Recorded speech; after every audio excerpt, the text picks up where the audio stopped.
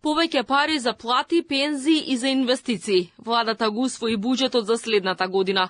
Владата планира од државната каса да потроши 6,73 милијарди евра, а да собере 6,1 милијарда евра.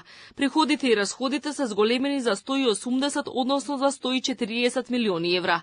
Министерството за финансии проектира дека од даноци ќе собере за 6% повеќе пари, а од придонеси за 4% повеќе средства.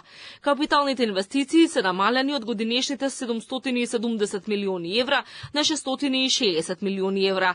Овие проекти треба да бидат главен двигател на економскиот раст, како и вложувањата од приватните компании, главно поради ефтините кредитни линии финансирани со унгарски пари и зголемената потрошувачка на граѓаните. Еден од оние водечки капитални инвестиции кои што ги правиме е проектот Бехтеленка.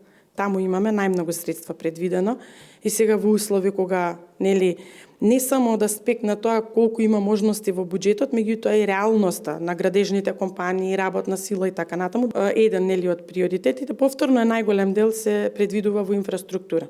За социјална заштита ќе има за 6,7% повеќе пари. Од буџетот за плати на администрацијата ќе има 855 милиони или 7% повеќе од годинава.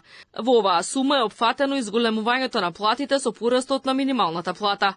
Транзицијските трошоци, односно уплатите во вториот пензиски столб, ќе бидат 319 милиони евра, што е пораст од 22,5%. За пензии вкупно ќе се потрошат 1,9 милијарди евра или за речиси 10% повеќе. 1000 денари добија сега пензионерите, согласно пресметките исто толку ќе биде и во март следната година и во септември исто така, имајќи предвид дека просечната плата ќе расте и природно ќе расте и поради недостигот на работна сила и целиот тој природен процес во економијата што се случува, очекуваме дека ќе има раст на пензиите понатаму, но ќе биде согласно закон.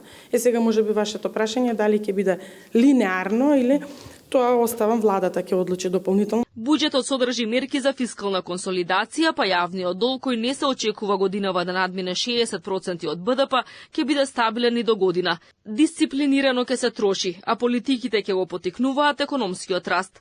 Планирано е да се издаде еврообврзница во висина од најмалку 950 милиони евра, а ќе има задолжување на домашниот пазар од 570 милиони евра.